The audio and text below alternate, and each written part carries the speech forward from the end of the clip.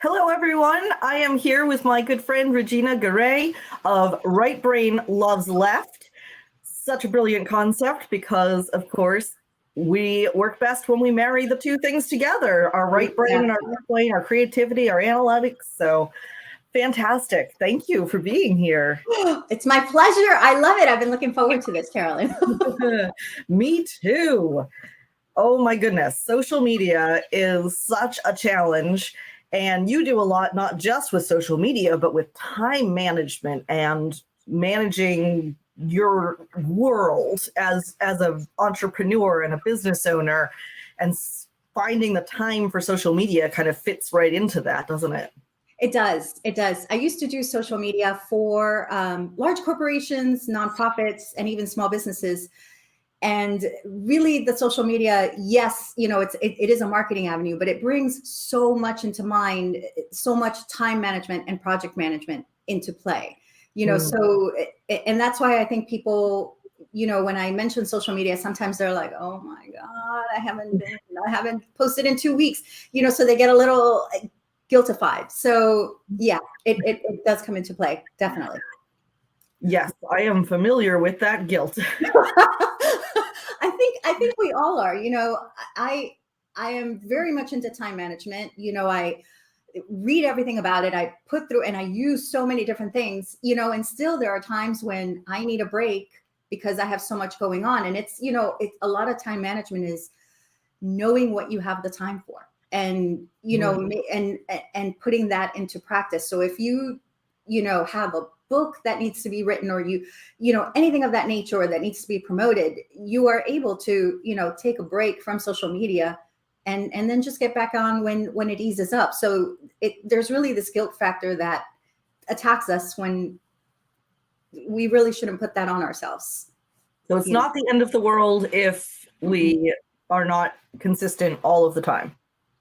No, I would say try to be very much consistent. And that's why in my head, when we do social media, I always encourage people to schedule in advance, whether it's a week in advance, 2 weeks in advance, a month is great, because then that's like, I can do other things and just simply post when that share comes up. So it's very much taking the time to sit down and map out your social media for whatever amount of time you'd like to ahead of time. And then that gives you grace for 2 or 3 weeks. Very nice. Yeah. I think that a problem that a lot of authors have is not knowing what to post on social media. If they're not posting buy my book, what else is there? Oh my gosh, there's so much, and I have to come at this because from another angle, because I am a voracious reader, so I'm constantly consuming books and I follow different authors and I'm on their newsletters, so there's a lot of content that I see, a lot of content that I enjoy. So you can do anything from, I'm just going to throw some ideas out here. Like, okay. One of my favorite is what inspires scenes, what inspires you to write. So if you share this piece of music inspired me to write this scene, or, this color scheme, or, even sharing how you got, I remember there was a crime author who, and I'm not saying showcase a knife, but he did show a knife and he was measuring it, and he was like, I'm trying to figure out where I can hide this knife for this scene, and I was like, that is fascinating. Like I didn't realize on the journey of like, I'm Googling some weird stuff right now. And yes. Why? What are you Googling? And from the community of readers, it's like, oh my God, this is so great, and also the people they interview, do you interview police? Do you interview a marine expert? Do you interview somebody who's, reads handwriting, all that kind of thing, these are the kind of things. And it makes, for me as a reader, so much more interested in that book that's coming out, and so much more connected to it. So yeah. That's okay, some other ideas. Book covers, speaking to other authors about the writing process, Sharing about your day. What do you like? Do you volunteer for rescue groups? Do you like a particular kind of food? Is there tools that you use as a writer that you could share to others? Is there tools for readers that you can share? You can say, hey, readers, I found this great site for you. Check it out. As a reader, you can find books that you would like, so anything of that nature is very helpful. You can share about any kind of book tours. You can take pictures with your fans.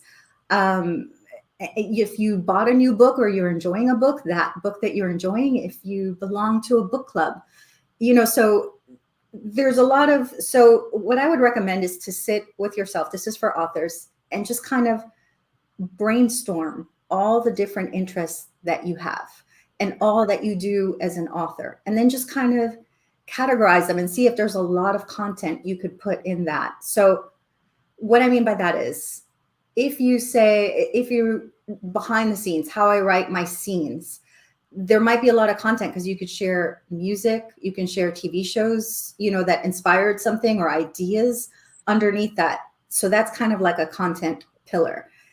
And then, my life, so what you do, what you eat, who you have in your life that you'd like to share publicly, all about your books, the covers, any kind of giveaways that you're having. So you put these content pillars, and then you kind of map them out on your calendar, on your schedule.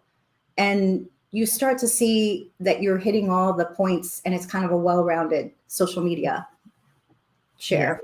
Yeah. Nice. So how important do you think it is to choose the correct platforms to be on? Ooh, okay. It's important. Absolutely. Because there's TikTok with Book Talk, Instagram with Bookstagram, and Twitter, and all these.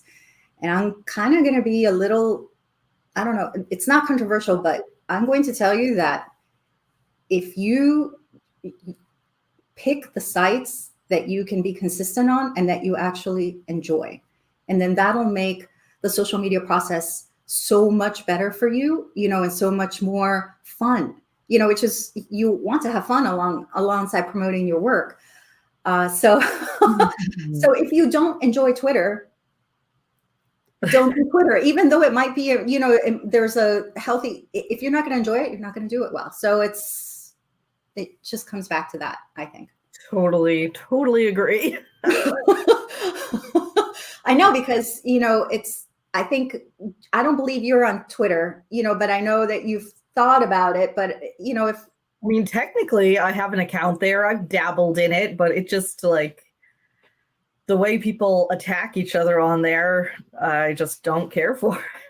It's also back to that community, but, and also, going back to something you said, yes, even if you're not on there, I do want to suggest grabbing your name on a platform, even if you're not on it, just so you have it. Yeah. For whatever reasons. There. Mm-hmm. And somebody else doesn't take it and start branding themselves with the same name. Exactly. Or, for me, I always root for authors to be very successful. So, in the future, when you need to hire a social media team to run your platforms, you already have it captured. So, yeah, that's very nice. So kind of a similar question. Mm-hmm. Do you recommend trying to be on as many different platforms as possible, or focusing in on one or something? One might be too small, maybe 2 to 3. And again, it's taking a look at your time and your feelings about the platform and what you can nurture consistently, because consistency is going to be that key for you. But as we said earlier, if you drop it, it's not like, oh, I ate one cookie from the box, now I just have to eat all of them. Like, right. It's okay if you drop that consistency once in a while. Absolutely. And if you want to keep people informed, that, hey, I'm taking a 2-week break, you can avoid that by scheduling in advance so that you have that 2-week break that you need without sacrificing consistency. Yes, very good point. So I love talking with you, Carolyn. I do. For, if you're just joining, to tell you that, Carolyn, if you haven't checked out her newsletters, her blog, her YouTube channel, she gives so much information. And I really, as a consumer, Thank you, Carolyn. So I appreciate it. Thank you. You're welcome. Big fan. Aw. So for authors who are kind of like, I don't have time for social media, I don't want to be doing it, why do I have to? Like, what's a good starting point? What should they know first? Ooh, okay, so that question goes into two different journeys. If you don't have the time and truly don't have the time, then I would reach out to someone else to either train you to do it in a good amount of time, or to just do it for you. Sometimes we don't want to do something because we don't really know the best techniques for doing it. So some things I don't tackle because I just don't know how to do it and I don't have the time to figure it out. But if somebody taught me, then I'd be like, okay, thank you. You just saved me, 5 hours of research. And the second thing is, if you were to learn, these tactics, then I would definitely think about scheduling in advance. I can't stress that enough, really. So yeah, I definitely batch my social media. Yeah, it's so important. So, and that's a very good question, Carolyn, because, a lot of us struggle with, I really don't want to do this. Should I delegate it to someone else? And it's kind of it's like grabbing a virtual assistant, is the cost going to save you so much time that you could be writing more, that you could be thinking of more ideas, developing, editing, so it's a very personal question for everyone. Yeah. Yes. Let's see, what else do I want to ask you while I have you here? I wanted to say, because I know we're talking social media, but if to throw another thing on your schedule, and not your schedule, Carolyn, but is to consider doing regular newsletters for your readers. I really love getting author newsletters. I know what they're doing. I know what books they're working on. I know where the sales are. I know what they're in, one of them loves yarn. The other one loves going bowling. Yeah, I don't know. It's just so great. So if you can find a way to build a community with your readers, that would be wonderful. Even if you're just sending one by Gmail, instead of like a platform, whatever it is, to build that community. Because you can build a community on social media, of course, but newsletters are another way. So not to interject, I just wanted to say that.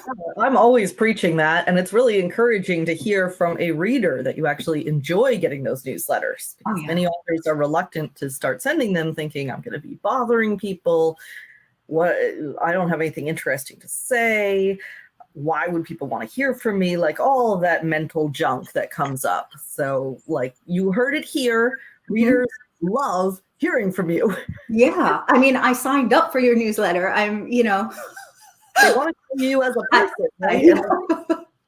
I think that's a big part of the purpose of social media here, is to help your readers get to know you as a human being, because it makes them feel more invested in you and more of a kind of friendship. Yep. As a matter of fact, right before we went live, I got an email from Jeffrey Deaver, who's an author. He writes the Lincoln Rhyme series. Collector. And so Washington movie. It's okay. No, it's okay. I understand the What did our friend Jeffrey Deaver say? So Jeffrey was sharing about his latest book, and he put a link to YouTube. Obviously, you can't, when you send out a newsletter, it's very difficult to include an entire video in it. So it goes to his YouTube, and then he talks to the readers about, hey, this is my latest book. This is what it's about. And I'm like, that's great, because now I know, take my money. Where am I going to send my money? So yeah. Absolutely. I feel like perhaps there's a caveat to this. I have definitely noticed some authors getting political or, really taking stands on things. And I have mixed feelings about it because some readers say, oh my gosh, I wish this author would just shut up. I don't want to know their opinions about this or that. I just want to enjoy their work. Mhm. But on the other hand, as a marketer, like the more that you can polarize people, the bigger an audience you're going to have, and the stronger the people who agree with you are going to like you. So should you take a stand on things, or should you try to keep your author brand kind of clean and fun and friendly? It depends on the author. This is all depending on what you would like to do. Knowing that if you do take a political stance, you stand a chance of alienating some of your readers, and you might gain others because they agree with you, but they don't necessarily are going to read your work.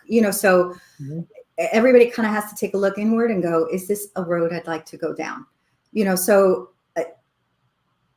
it is what it is. It's, there are certain stances that authors have taken that I'm just like, oh no, and it does affect how I enjoy their work. I have to be, very, clear about that, but it's absolutely their right to share whatever they feel. So it's, as long as you're not hurting, somebody, so, I'm doing a research for a book by actually hurting. Exactly. Like, please don't do that. So, I would say just, go into it. If you're going down that road, go into it with clear eyes, and don't be surprised if you receive pushback, or, just be prepared for that. Yeah. That is a good answer. It's all custom, all depends on you and your brand and your audience and what you want, what your goals are. So yeah, that makes sense. Yeah. Yeah. It's, if you, I tend to not share political things, but if you were to really know me, and see some of my stuff, it doesn't have to hit you over the head, exactly how I stand, but I'm not, unless it's a cause, there are causes that I truly believe in, so it's, I will make a stand for that. And I might share that on my personal Facebook, or something like that. But I personally don't like to mix a lot of the politics into my business. Yeah, that makes sense. Is there anything that I haven't asked you yet that you think is really important for authors to know about social media?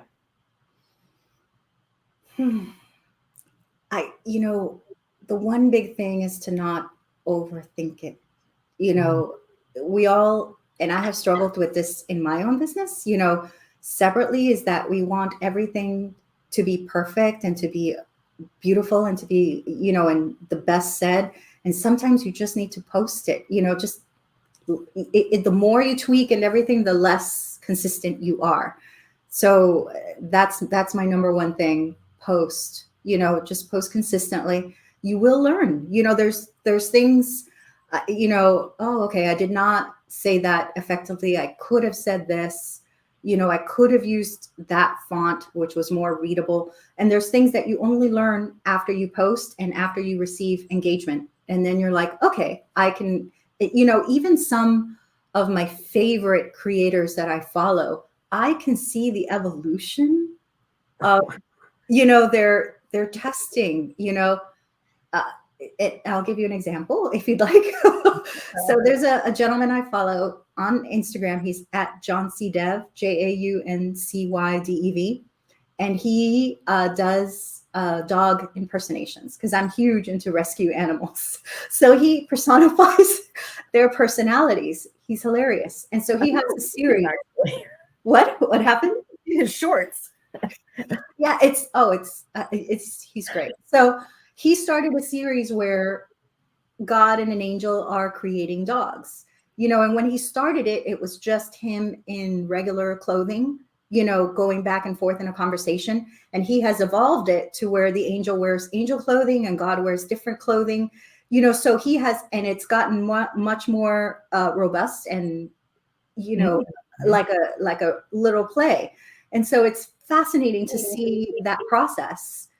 So, and the only way he could have gone through that process is by starting, just throwing something out there, and seeing how it evolves. And Yeah. that's for authors that would, just throw it out there, see how it evolves, see how you can make it better and go for that. And see how special it makes people feel when they see your journey. Yes. When you start getting popular and you're doing really well and people are saying, hey, I followed you when you only had 2 followers. It's true. People love following the journeys, and for readers, we feel a bond with the authors that we like and that we love, and not only do we'll support them. You want to test this out, okay, we follow that journey with them. And that makes a lot of sense, honestly, as an author brand, that you are telling a story in another form as you create this hero journey for yourself. Yeah, Carolyn, that's a beautiful way of looking at it. Yes. So to wrap up, could you tell us a little bit about your business boosters? Oh, yeah. Oh, my gosh. I just launched them. So I teach small businesses time management, marketing management, and project management. I used to do this for other, large businesses. And now I just want to train small businesses, creative small businesses, to do this. The business boosters are small targeted classes. They're an hour each. I teach for part of the class, and the other part, we talk, you share your screen. It is a small student pool, but it touches topics like how to get to inbox 0, how to schedule a month of content for yourself, how to enhance desktop images, how to plan an online course, how to build a newsletter template, how to build your email list. So it's very focused topics. It's at a good price point for everybody. I wanted to make it accessible for everybody. And I'm really loving them. So it's at Regina, rightbrainlovesleft.com. That's my website. And you'll see the business boosters under the classes. Yeah, so, I love these. I mean, thank you. A booster is exactly what it is, where you just need a little education on a skill and you can just get it and then you've got it. It's just perfection. And it's funny because that's exactly how it started, Carolyn. There was a gentleman, I joined the local Chamber of Commerce, and there was a gentleman who wanted to learn Google Business Profiles. And I said, okay, all that stuff is online. And he's like, no, Regina, if somebody could just teach me for an hour, I'd be unstoppable. And that's exactly the words he used. I'd be unstoppable. And I thought, okay, that's something that every small business, they just want somebody to teach them right there, just teach me so I don't have to do 5 hours of research and I'm good. So, and that's the service I provide. Piles of information out there. It's so overwhelming. It is. And you and I love digging into it, getting information. So, and we have so much to share. So, I relate to you so much in that way that I just love consuming information. Yeah, guilty. All right. Well, we have the link in the description for the business boosters, and I believe there is a little discount code as well. There is. So if you use Carolyn 10, you get 10% off, whether you get one class or several. So have at it. Enjoy it. Thank you, Carolyn. Fantastic. For your fans. Are there any last words you'd like to leave us with? Keep writing. I love your stuff. If you have books, please share them with me. I love discovering new authors. So that's my last words. Excellent. Thank you so much for being here with us today. Thank you, Carolyn. Thank you, everyone.